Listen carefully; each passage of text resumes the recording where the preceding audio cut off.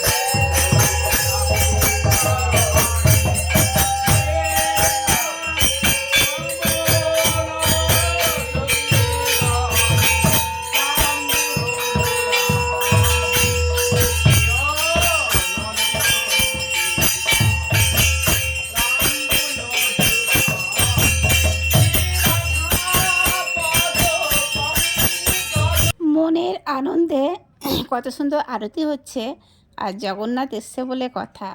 আর খুব সুন্দর গানটা জমে গেছে। বন্ধুরা, তোমরা ভালো করে শোনো, খুব ভালো লাগবে। জয় জগন্নাথ।